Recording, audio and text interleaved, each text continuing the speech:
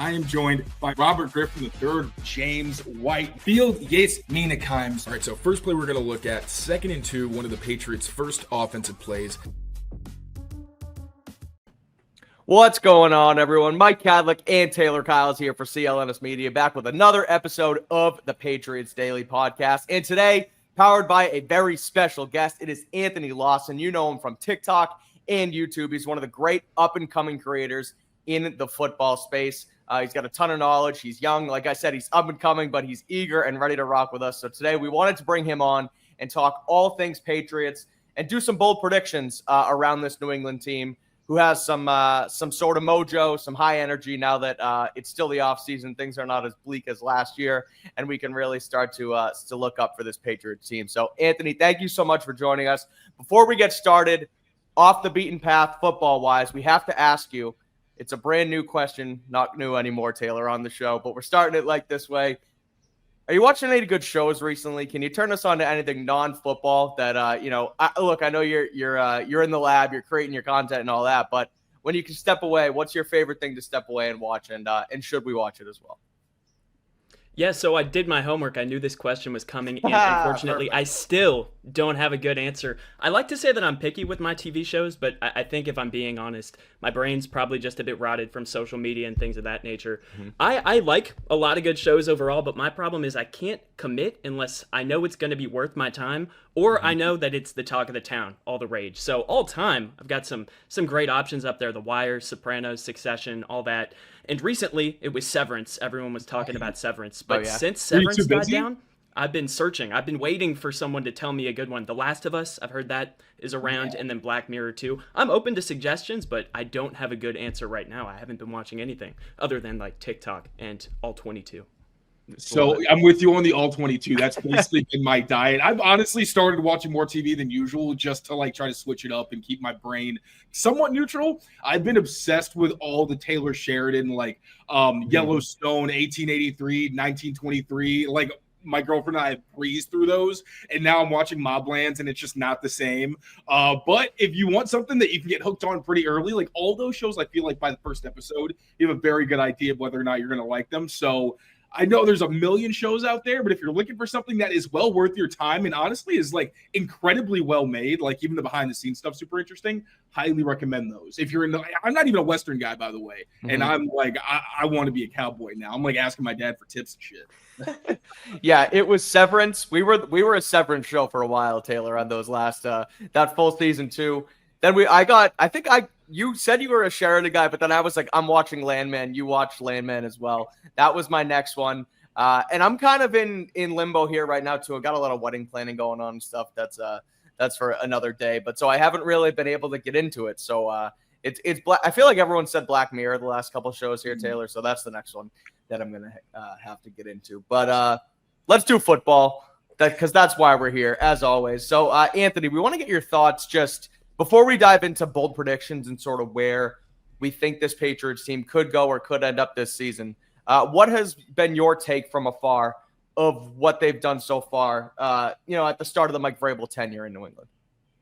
Yeah, I mean, I've loved it so far, and I think the best way to frame why I love it so much is when I think of the 2020s and just the coolest turnaround stories, the teams that were just sucked, they were terrible to watch, all of that, and then they became really awesome.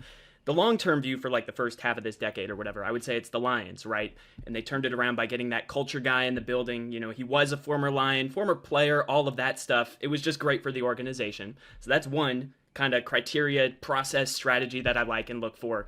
But then two, if we just take it back to last year, the Commanders, right? How quickly they turned everything around. And for them, one, you have to get that quarterback, right? That's a big part of it. Mm-hmm. But two, if you can steal one of those offensive coordinators that, you know, maybe they're kind of being slept on. Maybe it didn't go great as a head coach, but maybe they've got some good things in their tool belt, just being a play caller and being a coordinator for one side of the ball, all of that.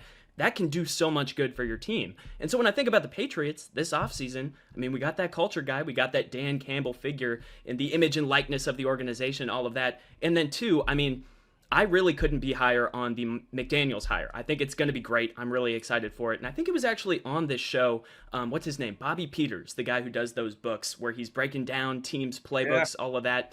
I think it was here. Maybe it was somewhere else. But he said that the 2018 Patriots McDaniels, Brady, all of that. That was the most elaborate scheme he's ever broken down. He had really high praise for McDaniels. So I'm so excited for both parts of the ball, and just the coaching roster that we've assembled there alone. I think it's going to be great.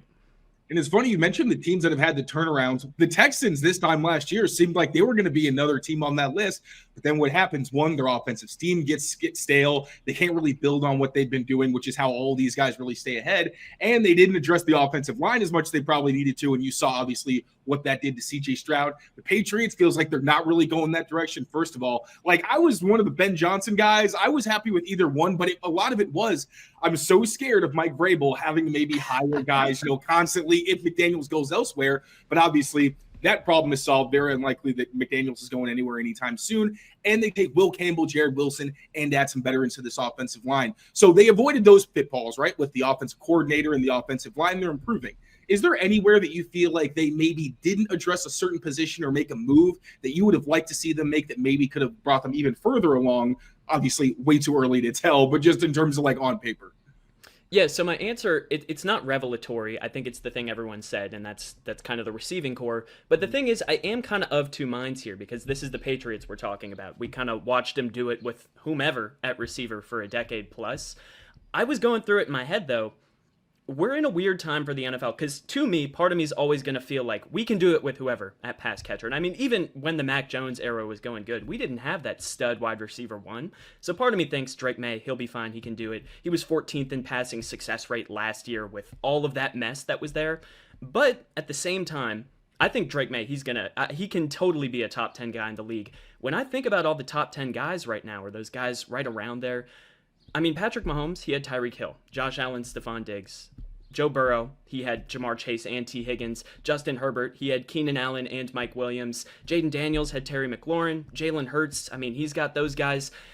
There's not many instances now of the rookie quarterback figuring it out with some wise vets, but maybe not that elite high-end wide receiver one talent. And I love Stephon Diggs, but I think it's pretty clear that we do not have that on the roster right now.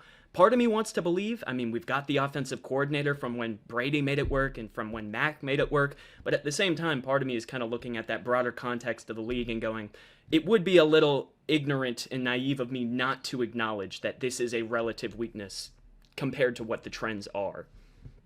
No, it's a good point. I think that's going to lead into at least some of my broad predictions as sort of where that wide receiver room can end up. But you're right. I mean, the splash move was Stephon Diggs, who, he was that for Josh Allen, but, coming off the injury, coming into his, his age 30, whatever season it is, like it's kind of more as someone that's on the downslide as he is, a big play, big time, number one, A1 receiver. So it's something we can see where it ends up. But, that's a good point to kind of dovetail it into what we have going here, which is these bold predictions. So Anthony, we'll start with you and let's get right into it. We'll go around the horn. All three of us will give three bold predictions for the Patriots. We'll start with you, Anthony. What's number one? What do you think is some bold stuff that can happen with New England this year? Yeah, so I'm going to knock on wood before I do mine, because I always love for me, predictions are like parlays. Like, if I'm going to do a long shot thing here, it's going to be something I want to happen. Love it. But at the same time, I'm afraid to jinx the Patriots. I mean, I just would never want that to be the case. The first prediction I have, it's of course a good one about the team. I wanted a good combo of kind of dumb, kind of niche, but also fun. I think the Patriots are going to rush for over 250 yards in a game for the first time since Week 15 of 2018 versus the Buffalo Bills. Now, technically, we hit 250 exactly when Cam Newton was here. It was Week 3 versus the Raiders. I'm saying I think we can get over that this year. I really do. We've got, in terms of recent games over 200, we had none in 2019. We had 2 during the Cam season. We had the infamous Mac Jones, 3-pass game against the Bills. We had the Jacoby Myers lateral 6 game. We went over 200 in that. We had none in 2023. And then this past year, we hit 200 exactly versus the Colts. I think that with Maye, this year 2 of Drake Maye, just a more stable offense, a better offensive line, and then this two-headed monster of sorts in our backfield. I really like Henderson, and I still like Ramondre Stevenson. I think we can do it. I really do, and I think the cherry on top here is we get to play the NFC South this year, and they don't have the best run defenses over there. I mean, especially like the Panthers, they did address that defensive line a little bit, but they were the worst run defense in the history of ever by a number of metrics last year. So I do believe it could happen this year, and I think that would be fun. That would be refreshing, finally taking a little bit off Drake Maye's plate. I'm actually going to add to a lot of those fantastic points because one of my bold predictions is that the Patriots are going to have a top 10 run game this season. Now, personally, I didn't know if that was quite Go bolder. Go top 5. Come on. Okay, so here's the thing, right? Okay, so here's the thing. I don't know if I believe in top 5 quite yet, right? Like, that's where I got to maybe see a little bit more of this offensive line. But when you listen to how people talk about the offensive line specifically, I feel like a lot of folks are still kind of stuck in what this line used to be. And that, you know, it's all of these backups and they don't have talent. And like no one ever even brought up Mike Nwenu last year. And I know he was up and down, but it feels egregious to me to act like one of the best run blockers in football just doesn't exist. So not only do you have Nwenu, who returns as really the anchor in your run game, you also got Morgan Moses. Morgan Moses is a guy, as old as he is, he can get out and like pull and block guys in space. So he's also a very good run blocker. I love that right side of the line. Garrett Bradbury, very up and down. I think both of their centers aren't really great run blockers, but because of the guys they're probably going to have next to him, that's where I think it can kind of shore that up. Now, I will say left guard is kind of why I was hesitant to go like top 8 or top 5 because we don't know if it's Layden or Cole. As much as I like Cole, I don't love him necessarily as a run blocker just because he doesn't have the power behind him. It's not a news story at this point. We all know. If it's Layden, that's where I'm like, yeah, I think this could be like a truly potentially elite run game because you have 2 guards who are such good run blockers. And Will Campbell gives them the first plus run blocker they've had since like prime, like really good Trent Brown, I'd say. Like Isaiah Wynn was pretty up and down. I think Will Campbell gives you a guy who can do the pulling, but also be part of the downhill run game and open things up an outside zone. And then you also have the backfield depth now. Not only Drake Maye, who can tote it himself, Mondre, Travion Henderson, maybe some Lan Larison as well. Who knows? Just that backfield approach is also going to keep guys fresh. So I'll go top 8. I'll go bolder and get into the top 8s. I just got to see Layden in the lineup before I'm comfortable going top 5. But I really do think this is going to be one of the best run games in the NFL, especially because Josh McDaniels is back. That's really the part that makes me comfortable saying it's at least going to be very, very good. Can it be elite? I think that left guard spot is going to be a big piece of the puzzle. All right, so all of mine are offensive driven. I was gonna start with a better one, but going off of the run game, I'm gonna just go right into it with you guys. And it's Drake Maye has 10 or more rushing touchdowns in 2025. I'm going bold. Now, I'm going bold for a reason. Is this gonna happen? Let's just say it. No, it's not going to happen. But I feel like in general, they're going to use him around the goal line and in rushing situations a lot more than they did last year. We talked about it towards the end of the season.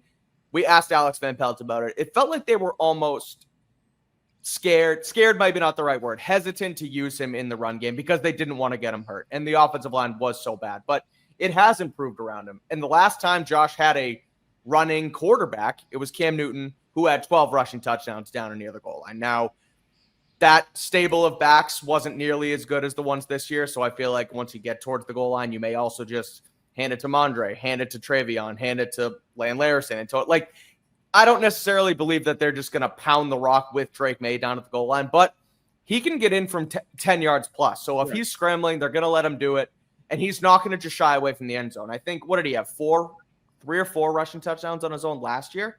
I forget if that's the exact number, but he got in a couple times.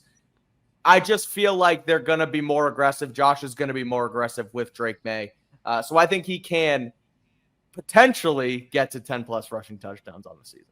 I don't think that's too crazy because, like, especially once they get down there, I think it would make sense to go more shotgun run game to at least have the threat of him taking off. And then with McDaniels, we know he likes switching up tendencies. You're going to want to at least mix in the run game with the quarterback so they have to take it seriously. I don't think that's too crazy, actually. I really like that.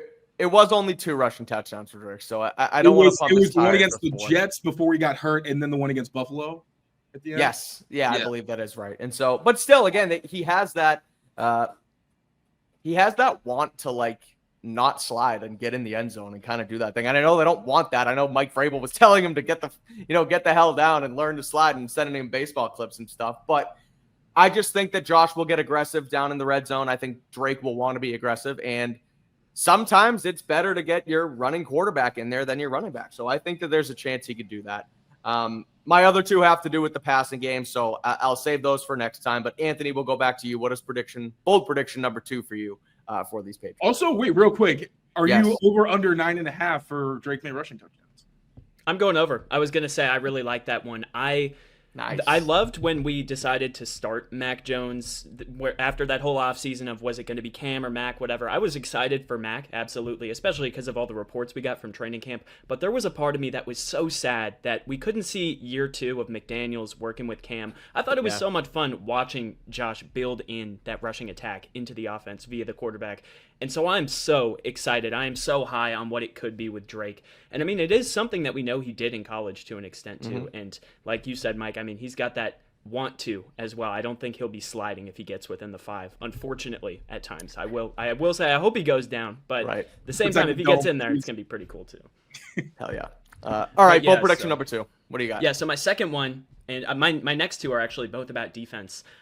Second one's a little bit weird because it's got to do with a metric that I don't even know if I could explain perfectly what it is, but NFL.com has something called their tackling efficiency grades, and they did actually post these for all 32 teams last year. It's basically, how good are you at tackling? How many tackles do you let up? And I'm sure there's some sort of curve depending on the situation and the type of tackle you're trying to make, all of that.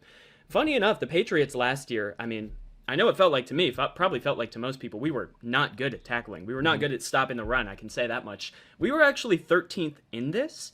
I think my second take is that we're going to finish top 3 in this next year. And that feels a good amount of bold for this because that's pretty ambitious, right? Being a top 3 team in terms of tackling efficiency. But a couple of the reasons I say it, Field Vision Pro, it's this pretty cool site. They've got all this tracking data, and they've got some cool charts of things like, one of my favorites is they've got missed tackle percentage on the y-axis and then total tackles on the x-axis. And it just gives you a good sense of who's staying on that trend with the more tackles they make, all of that stuff. And Robert Spillane last year, he was about as far right and low on that as you could go. And as you can imagine, the trend is kind of linear down as you go across. The more tackles you're making, the more you're probably going to miss as well. You're just involved in more plays. He was all the way to the right in terms of total tackles. I mean, he was top of the NFL in that, I know. But he did not miss very many. He was great on that front. We brought him into the building. Anthony Jennings, for us, he was also in that bottom right quadrant. He was great at this last year. Jelani Tavai, he had like a median number of total tackles, but he was below average in terms of how many he missed. Keon White, as pointed out in the NFL's assessment of this last year, he was top 10 in tackle efficiency. And then we've also got Milton Williams. We've got Christian Barmore coming back. We've got Harold Landry. And then even at cornerback, we've got Carlton Davis. I mean, that guy can make a tackle. So there are some great teams at the top of this list. It's like the Chiefs, it's the Broncos, all them. But I do think we have the facilities here. And again, we were weirdly high in this last year, 13th. I think we can make a jump into the top 10, top 5, and maybe as high as top 3. That's what I'm aiming for. I like gassing up the defense a little bit because I feel like they're not getting the love they deserve. And I can kind of understand it, right? I think people have been burned the past couple of years because right before the season started, especially last year, they looked loaded. You had Barmore, you had Matthew Judon, you had Keon White. Like, is he going to take another jump? And you got really excited. And then obviously everything happens and then they're completely depleted and it's like a house of cards. But I'm going to I think that's the thing with the defense, Taylor, where 2 years ago, the offense was terrible. Bills last year. The defense held their own, so we just thought naturally they're going to be great again next year. Last year they stunk, and now it's like, okay, they make all these moves, but they're not real. Like you said, they're not getting the love because it's like, what do we expect out of them? We don't really know what to expect out of them. So I agree. I think they're kind of lower on the expectation totem pole for the Patriots here for sure. And it stinks because, like, with the type of defensive front they had, it's always been two gapping. It's been kind of stop the run first. Even they said they wanted to be more of a pass rush unit. That never really came to fruition with the players they had on the roster. So there was also a level of like, okay, your top guys can probably get it done as pass rushers. But it is that if you lose one or two guys, then you have Keon White as the only person who anyone takes seriously, double, triple team him, and literally no one is getting pass rush unless Dietrich Wise is healthy enough to be on the field. Now, I love what they did this season because this is the first year I'm going in thinking if they, God forbid, lost the entire first wave of their defensive line, I think they would still be able to field a pass rush. I've not been able to say that in recent years. So for that reason, I think this defense is going to be top 5 in pressure rate this year. And I don't really think that's a crazy bold claim either. Again, like, you know, I'm just living in my cloud of optimism. I get it. But when you think of just the interior, Christian Barmore and Milton Williams, we heard from Milton Williams today saying, me and Barmore are trying to set the standard. We're pushing each other. Mike Vrabel calling Milton Williams out, as he should. He's the highest paid player on the team. You do want him to be the one to set the example.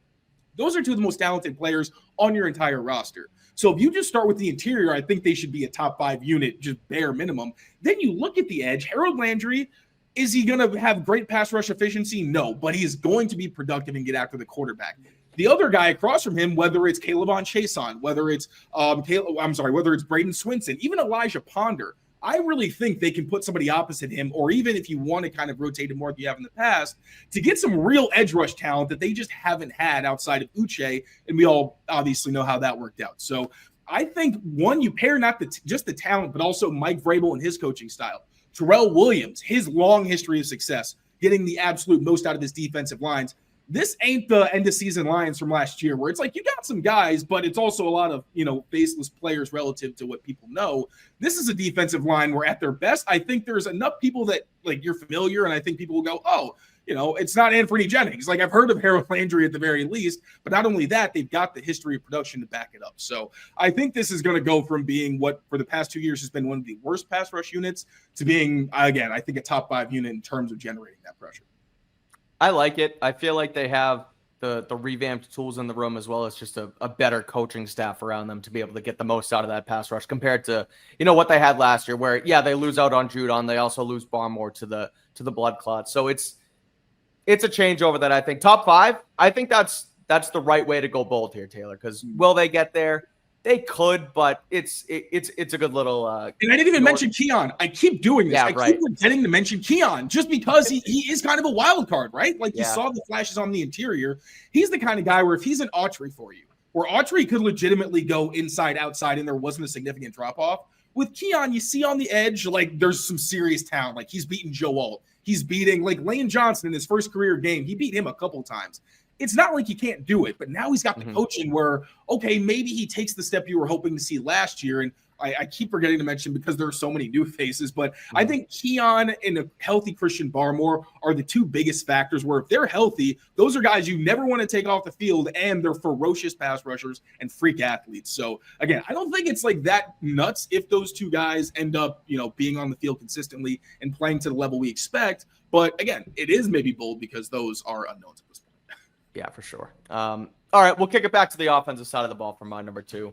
And I'm going with Josh McDaniels, who we all know, we all love. All three of us, I feel like we all love where he is at with this team. He is going to win the NFL's AP Assistant Coach of the Year in his first year back with the Patriots. Now, I'm looking at the list of prior winners going back since 2014 when it became a official AP voted award. Todd Bowles went on to be a head coach.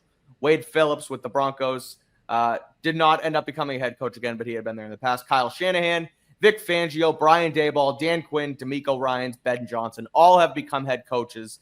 The only ones who haven't are Jim Schwartz, who got his chance, has become a lifelong DC because it didn't work out for him. Greg Roman, same thing. He's never gotten his chance at a head coaching job, which I'm kind of surprised about. But he won it when he was the OC for the Ravens in 19. And then Pat Shurmur, same thing. He's gone around. He got his chance with the Giants, I believe. He was the head coach at one point. Then he was with. I think he might still be. He was part of the musical chairs they had going on for a little while. Right? Yeah, and he might still be with the University of Colorado right now. I know he was there with Dion as his OC. But regardless, a lot of these guys have either become head coaches or are in that realm of guys who just couldn't cut it, but they're still really, really good assistants. I'm kind of surprised Spags isn't on this list as well, but he is in that. He was the head coach over there. And I feel like Spags is the poster child for you know what? I'm good as a coordinator. Right. And I think that this is going to be the start of Josh's era of that, where, look, he's never getting that head coaching job again, but he's going to come back here, and I think he's going to just be a really damn good offensive coordinator, just like he always has. He's going to get the most out of his weapons on offense, which I'm going to get to with bold prediction number 3. I'll tease that. And I just think with coming in here, having a much higher ceiling of a quarterback in Drake Maye than he had with Cam Newton, than he had with Mac Jones. Obviously, Tom Brady is the anomaly, but he's done this. Physical upside. Upside is a completely different player. Exactly. And so he's gotten the most out of a lot of these guys And I think he's going to take what happened in Las Vegas, take what he learned this last year, and really turn this thing around for the Patriots. I'm expecting a lot out of Josh. I'm expecting a lot out of this offense, maybe to a fault. Maybe it's, me and Taylor have talked about this where we were optimistic last year. We pulled ourselves back, got very cautious, but I'm optimistic about this offense again. Because, there were caveats, but we've seen what Josh can do just as strictly in OC. I think Vrabel's going to keep him, for lack of a better term, in his place on the offensive side of the ball. I hope and I think that there's going to be a cohesion with those two. And I'm super confident in what Josh can do. So I think that he has a real chance in year one with Drake Maye in year two. They both take that leap. They get to it right away, and he ends up becoming the AP assistant, coach of the year. Thoughts? Yeah, I like that one a lot. Anyone push back? Anthony, what do you think? I was considering, I wanted to do something awards related, and I was really targeting that Mike Vrabel coach of the year one, but that to me, it just felt too obvious and then too expected. Patriots podcast thinks Mike Vrabel is going to win coach of the year. This is good though. I think it flies a little bit under that radar, and it's entirely possible. I like that selection a lot, and I'm totally with you there that I think he's like the exact caliber of coordinator that's going to end up in that discussion. And we know what it looks like when Drake Maye is working with someone else. It was not pretty all of the time last year. So if it's even remotely pretty and remotely innovative, it's going to turn a lot of heads, I think. Yeah, because a lot of what you expect from this turnaround is McDaniels. It's like he's not the head coach of the offense because we've even seen it. It's still Vrabel's team, which is interesting to see because you even saw him kind of jumping into drills and making sure it was taught his way. And McDaniels has worked under a guy who's got a very big personality and he can manage that, but it is his system. And it's going to be if the offensive line isn't playing well, McDaniels is going to be there and he's going to be on top of it. So I think that makes a ton of sense. And it's not even a situation where, it's not a Belichick situation where sometimes it may have bordered on doing too much and kind of micromanaging. I don't know if that's what happened with Josh necessarily, but this is a guy who can do that hands-on thing and be a different style of coach while also allowing Josh to be the best version of himself with, I think, an offense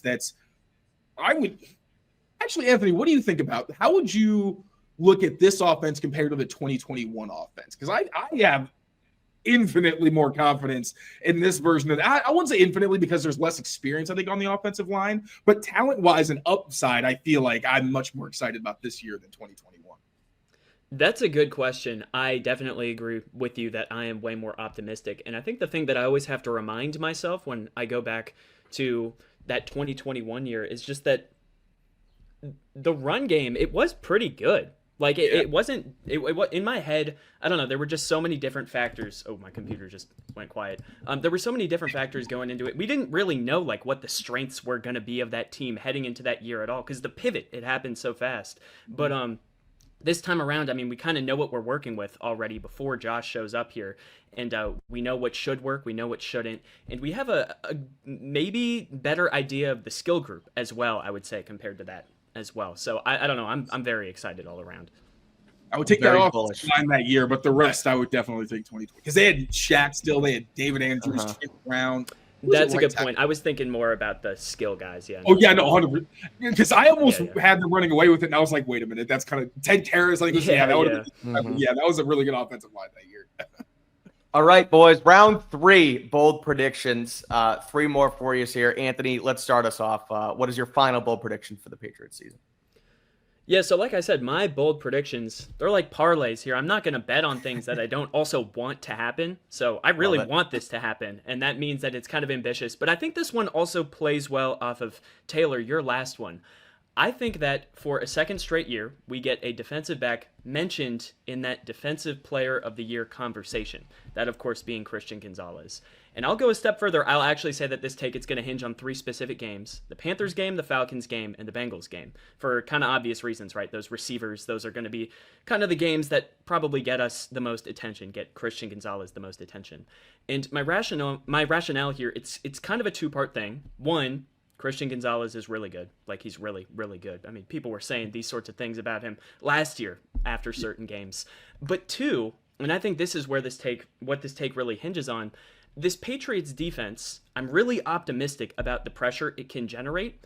But I also think that it's a bit closer to that Broncos-Ravens sort of assault from all ends. There's not one big name that you associate with that front. I think it's more that type of defense than it is one of these, I don't know, Steelers, Niners, Browns, Cowboys, edge assaults where you're just thinking about the one player, or like the Texans where you're thinking about two guys. I think that for a defensive back to enter this Defensive Player of the Year conversation, you need the rest of your defense to perform really above expectation, and you need them to do that without that superstar name that down there, that star power name. And I know people know Milton Williams and all that, but when they're the defensive tackles, they're just naturally going to get less love, I think. And so I don't know, when I think of like Pat Surtain or Kyle Hamilton, they're great players, and one of the reasons they have ended up as finalists is because the rest of the defense, specifically the guys up front, that's not immediately what you get to talking about when you talk about these defenses. And even for someone like Derek Stingley, I think this is why it's going to be hard for him to ever enter that conversation. There's a Will Anderson there and all that. He's just not the immediate guy you're going to always talk about. But for the Patriots, I mean, we're really well-rounded up front. I do agree that we can maybe end up as high as top 5 in pressure rate. We have that cornerback too as well, which is a huge part of like why Pat Surtain did so well last year. And I mean, that's a lot of pressure to put on, you know, some new coaches here. What are they going to do with Christian Gonzalez? All of that. But again, these are my parlay takes, and I would love if this one hits, and it does feel like a fun one to try and call my shot on.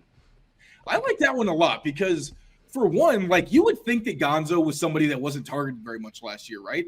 He was one of the most highly targeted corners, and it's because when you are shadowing the best players every single week, you're still going to get the ball thrown your way. Very rarely is a quarterback going to say, I have Jamar Chase, but you know what, dang gummit, they got that Gonzo. It's like, no, that's a 50-50 ball because at the very least, I think my guy's not going to let it get picked off or let something bad happen to it. Like you mentioned, one, they don't have that star edge rusher that would really just suck all the air out of the room for a Defensive Player of the Year conversation. But they're going to have the pressure. And for a corner, it is so hard, especially because we know they're going to play a ton of man. It is so difficult to be able to get turnovers because you have to be ahead of the opponent. And sometimes the opponent's just not going to throw into a bad look. So it's like some of his picks have just been baiting guys, right? Against Miami, both times. He knew that he had to do a little something extra to get the quarterback to even throw his way. This year, more quarterbacks hopefully making mistakes, not throwing great balls, and giving him more opportunities he doesn't have to work that hard for. And that's basically how Stephon Gilmore got it, right? Weren't a whole lot of great names on that Patriots defensive line, but they got a lot of pressure, and he was able to capitalize on it despite the fact they played a ton of man. So I like that one a lot. I actually wouldn't have thought about that being necessarily the reason for Gonzo getting it. I'm just like, oh, yeah, Gonzo good. He'll be in the combo. But right. That's an excellent case for why it's much more realistic than it ever could have been last year. Yeah, I love Gonzo. I think he's obviously, as we know, an incredible player. I think he's someone where that you mentioned Stephon Gilmore, the lower tier of like attitude that he has, where he's just super confident but doesn't really say much, is just like makes him so much more likable as a cornerback because he's not just yapping the whole time. He just kind of goes in, gets his work done, and does it. So for him to go maybe win Defensive Player of the Year and then have to give that speech would be even more fun. So I love it. I think that's exciting. And we'll see what happens. I like how you keep kind of relating it to parlays because, who cares if it doesn't hit? You're throwing one at the board. Yeah, you like to. Yeah, exactly. That's my language. You like to, you can go root for something like that. And even if it doesn't hit, it's worth the dart throw. All right, Taylor, what's number 3 for you? Number 3 for me, I think Kyle Williams is going to, at the very least, be an Offensive Rookie of the Year candidate. Okay, that's bold. I like it. Because one, not a great year for quarterbacks, right? That's usually the guys, again, talk about sucking all the air out of the room. It's like if you're a good quarterback, you're going to win. It's not even a contest. Last year we had 3. There, nobody was going to win that award unless they just went absolutely nuclear or something like that. But this year, one, you don't have the competition from the quarterbacks, but you have a quarterback who I think if Kyle Williams is someone who's on the field, like as a starter, he's going to be seeing a lot of passes. Because he is now Drake May's version of the Tez Walker, where he can just go outside and be like, hey, I like you one-on-one. I'm just going to give you the ball deep. And I've been going back and watching Kyle Williams just targets to give me an idea of what it looks like, right? You can watch highlights, but I think the targets are a better feel for like intermediate routes. I don't expect a ton from Kyle Williams as a rookie. I think he can be a very good route runner. I think there's a lot of potential, but I also think there's some sloppiness in his game that's going to need to get worked out. If you make him your sacrificial X like Nelson Aguilar, run a slant, run a go, run a hitch, run a dig every once in a while. Like almost impossible to mess up. And I know we could say, the Javon Baker. You could say the same for him. One, different coaching staff, which I think is going to be huge for Kyle. Also, this is a guy who every chance he gets talks about attention to detail, like all the details matter and all this. And no offense to Javon, I remember watching his interview with Steve Smith, and as much as I liked what he had to say for the most part, I remember Steven asking him why he dropped so many passes with 10-inch hands, and he just went, I don't know. I was like, Like, I don't like answer. I was like, I don't love that. Like, I was hoping he'd be like, yeah, but like I'm working on it, Jugs, whatever. And I'm sure he works on it. Like, I'm not questioning his work ethic, but it was kind of answer where you started to see kind of like maybe why he wasn't able to catch on quickly. I don't think Kyle Williams is going to have that issue. And unlike Javon, who played on one side in college, Kyle Williams was in the slot at times. He played, at different spots. So I think he's going to catch on relatively quickly. And I think like Drake last year, he is so talented in a room that doesn't have a lot of explosiveness. They're going to have no choice but to put him on the field. And if he's there, Drake, one-on-one, I'm going to hit you in stride for a touchdown rather than like the triples he was hitting in college. And I just think that relationship is going to vault him up the rookie rankings and also make him the kind of wide receiver where you're like, is that Kyle Williams? Who's like fifth and deep catches? Like, yeah, dude, that's Kyle Williams. Like Alec Pierce type of potential production for him. That's because that's literally happened with me with Alec Pierce last year. Before the Colts game, I'm looking through receiver stats. I'm like, how the hell did he get that high? He's just a deep target. So again, yeah, and then obviously the underneath stuff as well. All right, I'm sticking at receiver. Wait, Anthony, do you have anything to say? Because if he has any pushback, I want to hear it. Yeah, I like it. I like that one a lot. And I think I like your point about the narrative path being there more than normal, because when there's not really a good quarterback option, I mean, of course, Cam Ward's going to be a good option, but when there's not like an immediate one that's super clear, that's when you got to start paving the way for, I don't know, these like Puka figures, all of that stuff. True. And I totally think Kyle Williams can be one of those. And again, kind of similar to how the defense, it's got good guys, but there's not an immediate name you think of. I think on our offense, if we produce, if we catch people by surprise, and if we have a rookie that's a big part of that, people who don't know the team well will probably assume he's an even bigger part of that, maybe than he is. And also to the sacrificial X point, I mean, there are some offenses, I think, where the sacrificial X is more sacrificial than in others. And I think Drake Maye, he would throw a sacrificial pick and take a sacrificial gigantic hit before he lets a guy on the field go to waste. He's always going to throw to whoever he seems to think is open, and he's got his eyes down the field a lot more than some other quarterbacks do. So, yeah, if Kyle Williams, if he's out there, he will be getting targets. And like you, I do believe that if he's getting targets, he will probably make the most of them. Like, Mike, remember last year, Javon Baker and Drake? Like, Drake was feeding Javon passes. Yep. You saw it in the preseason, and we're like, yeah, because every time he had that one-on-one, you could tell he wanted to go to that guy, because I think he even mentioned he mentioned in an interview this summer or spring, how for him, the relationship with a quarterback and a receiver, it's like, I can trust you against man coverage. And then it was, I think basically the progression was like on air against man and then against zone.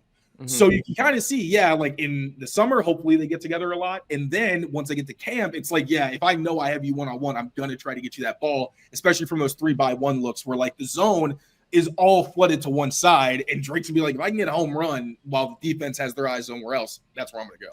Those sacrificial for the love of the game routes that we've talked about here, like those aren't for the love of the game with Drake Maye in the offense. We saw it. He was targeting Kayshon Boutte deep.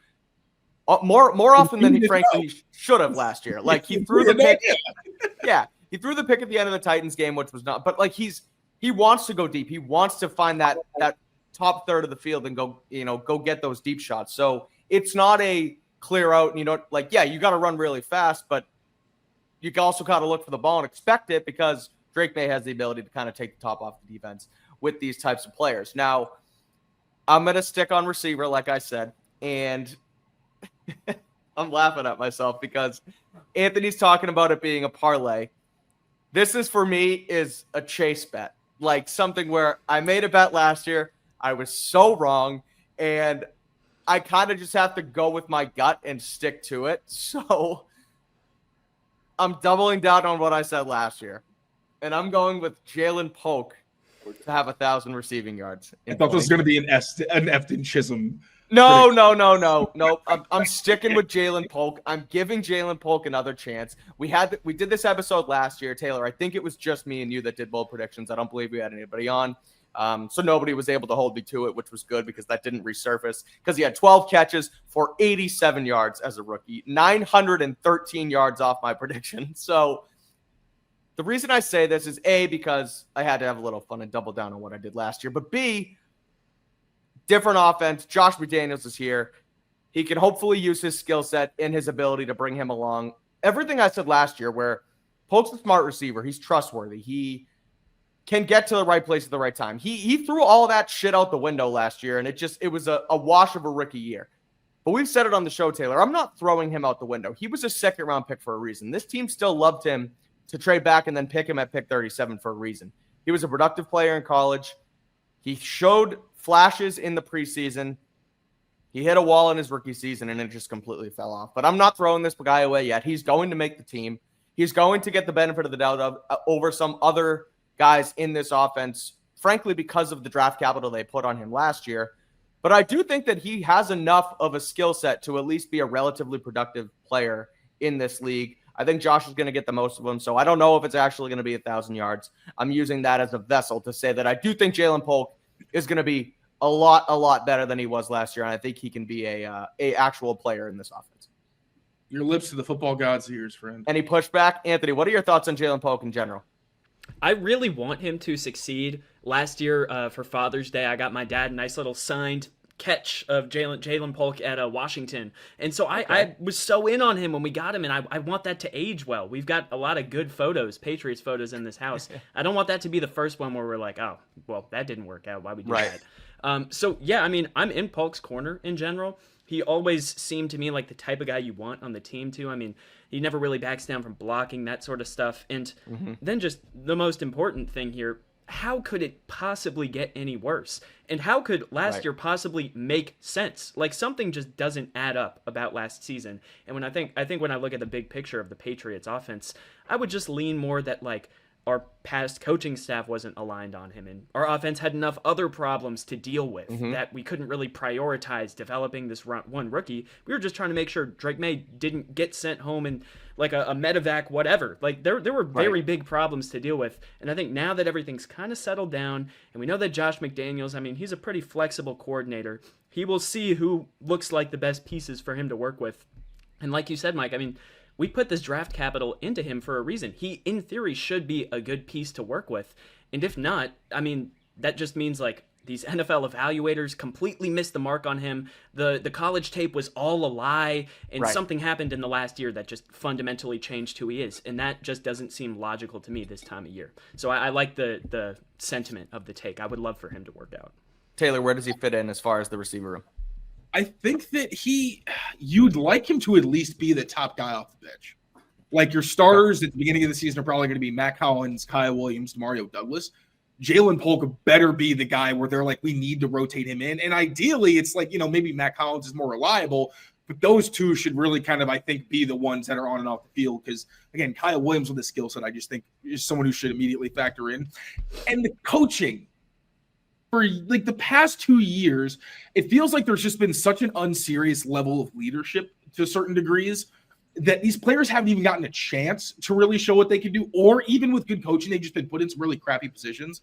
Like we'll talk like Marte Mapu, not nearly as far ahead as he should be, but he's also someone who his first game of the past 2 years, he's had to wear every different hat. And it has been just unimaginably difficult for someone who hasn't played a ton of football. And I think Jalen Polk last year, like, you have the coach talking about you publicly.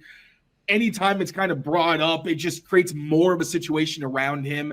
And we've heard from people who, like Alex Katzen told us, who covered him at Washington, like this is a guy who his confidence is huge. Yep. And if he kind of got into a funk, it's going to be hard to pull him out. So with this supporting staff, with a fresh, slate, I think that's going to pave the way for him to, at least be solid. I think that's the worst he's going to be. It's like a wide receiver 3.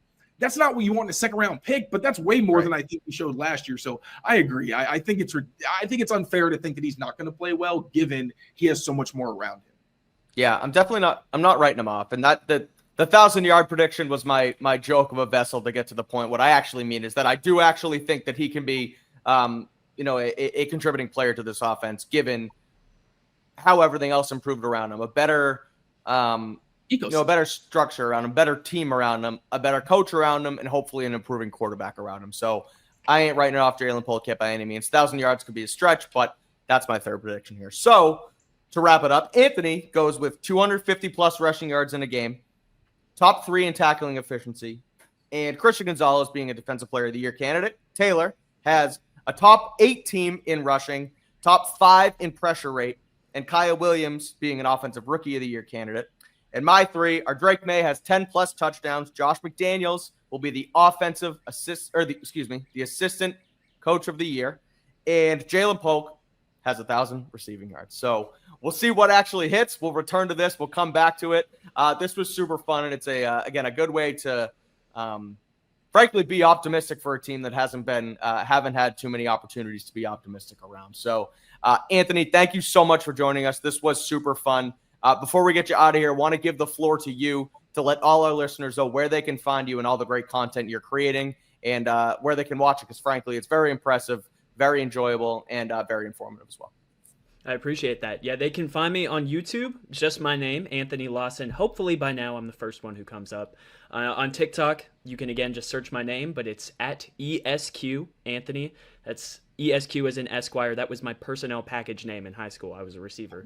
And then on Twitter, I'm at Esquire Anthony 1, I believe is what it is.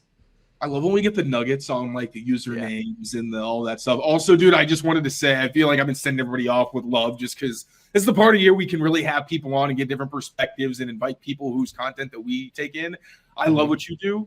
The passion is so obvious in everything you do, where they're like the way you speak, the way you present, like the amount of effort that clearly goes into your videos, but also like you're informative as hell. Even the way you answered our questions with the predictions, I was like, damn, he really went in a direction I didn't even think he was going to go. And it's honestly just, it's very refreshing and gives me another perspective, keeps me honest. And anybody who can do things like that, I just am very appreciative of. So thank you for coming on, man, and keep up the great work. I appreciate that. It means a lot. I mean, my bios and everything is keeping the conversation going. That's all I'm trying to do with this sports stuff. So I was honored to be invited on here and do exactly that. And I had a great time. Awesome. Yeah, so fun. We'll have you on again for sure.